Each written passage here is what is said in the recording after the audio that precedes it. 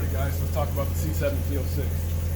I've had this car for about almost 3.5 years. I bought it stock, it had 1,800 miles on it.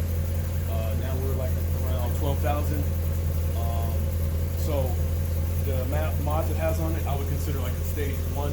It's just really bolt-on. So just follow me around and we'll show you what it is.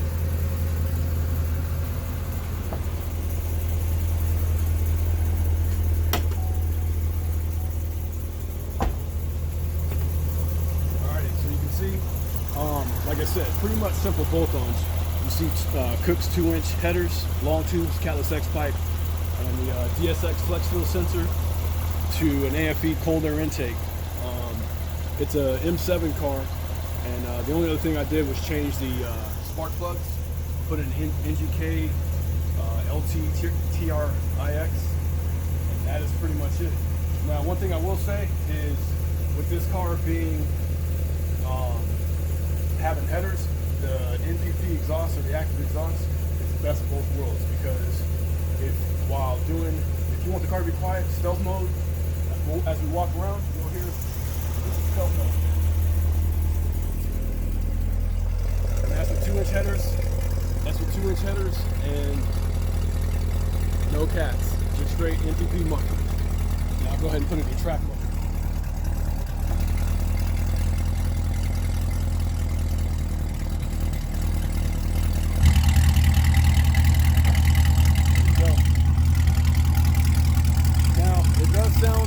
It does sound healthy. It is the stock cab. It sounds like it's cam, but it's not. The car really is just, I would say, almost stock for the most part. So the LT, this car is tuned to 55% ethanol. So if I'm filling up from empty, I go about 10 gallons of E85, and then I fill up about 6.5 on 91. That's pretty much a very short breakdown. I always get it like right dead on 55%. This car put down 676, 660 rear wheel. Please walk around and follow me and take a look at the car.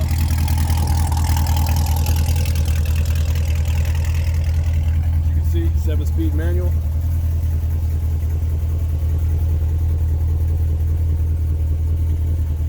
Pretty simple car.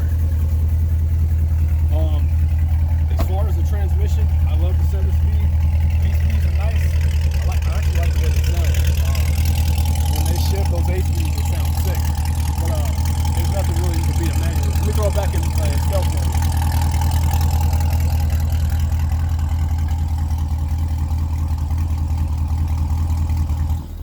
Alright, now it's quiet. For tires, wheels and tires, we're running a 4-star CF5V, deep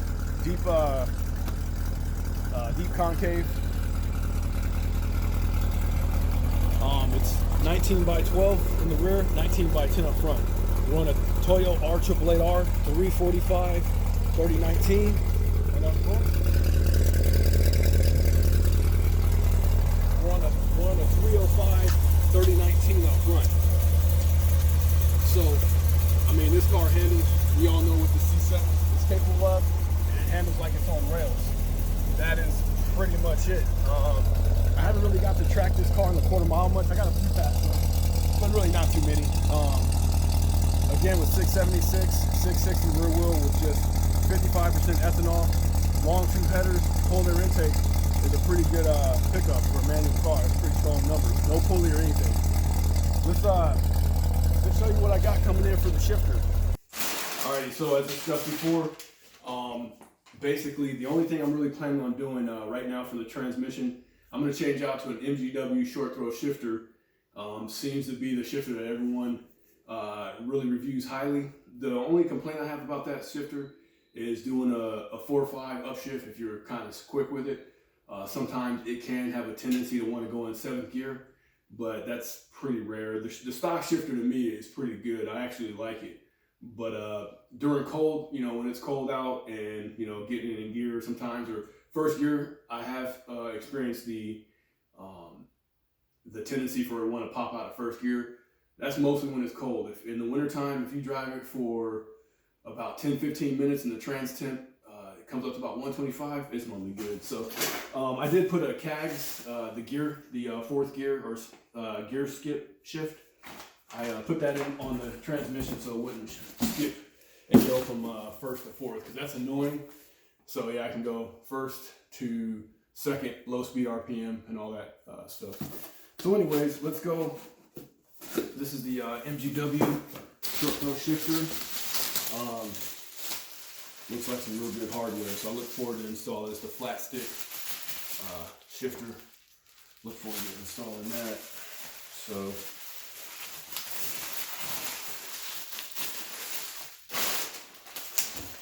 and then it comes with some sound deadening material and a shifter box.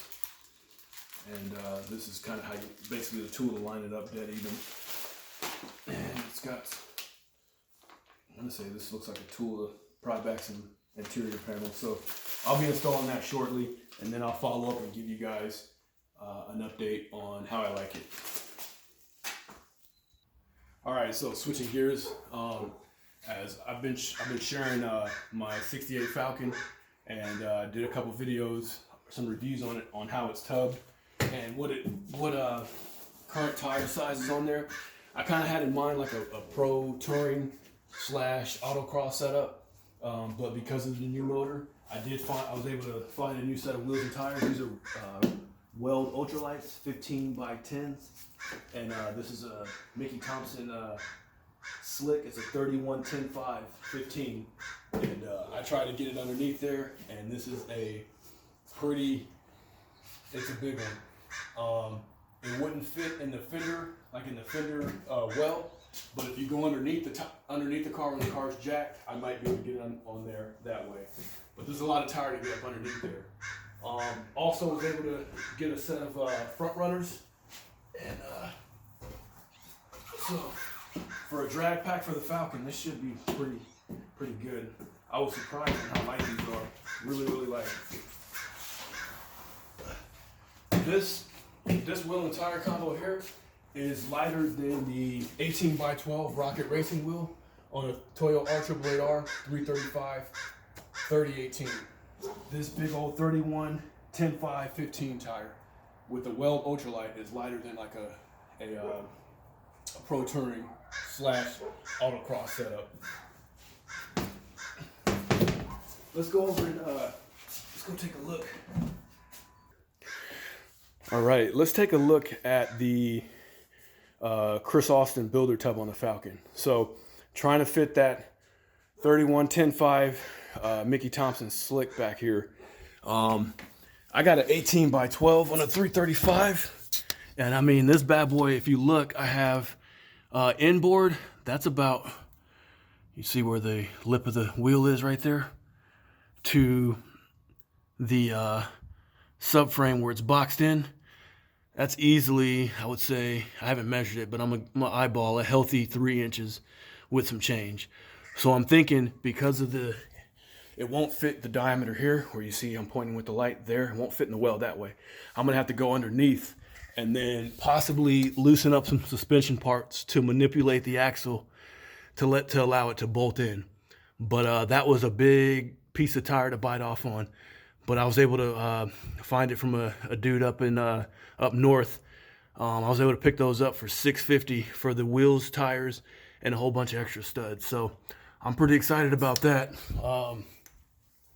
And then the front runners, of course, to go up here. A thing I will say is that this thing, the impressive part is how light it was. Just straight up, I was still trying to wrap my mind around it, because when you see a tire of this chunk, which for some people this ain't a big tire, but for some people it's a big, it's a healthy sized tire. So you can just imagine what a big tire car is and what that's about. So once I get these on my drag pack with the front runners, I do have a set of Mickey Thompson ET Streets on these are 275/50-15s, and these will be probably going up for sale. These are a drag radial. Because my car is a manual, I mean, I've cut like a 1/8 60 foot at the track before at Sacramento Raceway. But outside of that, these cars still do haze with the 408 Windsor that's in it now, 5-speed transmission. eventually that 430 Windsor is going in there, and we're looking 700 to 800 horse on motor, and then it'll be a nitrous on top of that. So that's kind of where we're at with the Falcon, and I just wanted to share you guys another platform that I had. So the C7, I didn't really talk about that car much over the last 3+ years that I've had it, but just wanted to share it with you guys. It's pretty stout setup. More mods coming with that car, but that'll probably be after the Falcon is finished up with the engine swap. Also going from a TK0600 to a T56 Magnum in the Falcon. So as you can see, this is what I'm looking forward to doing, and coming soon. So yeah, we'll see how this all goes, how this transpires. Right now, the 430 is down to just the manifold being bolted on and some of the front gear. We're doing a Jones Racing cogged setup on the front for the pulley accessory. So that's kind of it with that. So anyways, appreciate you guys' time. And if you guys are interested in more videos like this, just let me know. If there's any questions, comment, like them, and share them with your friends. I'm going to post this on some Ford Falcon pages and some C7Z06/LS and Gen 5 LT pages on Facebook, just to kind of cross-pollinate and get more attention on it. So if you guys like this stuff, just let me know, and I got more stuff I can share. So we'll see you guys soon. Peace.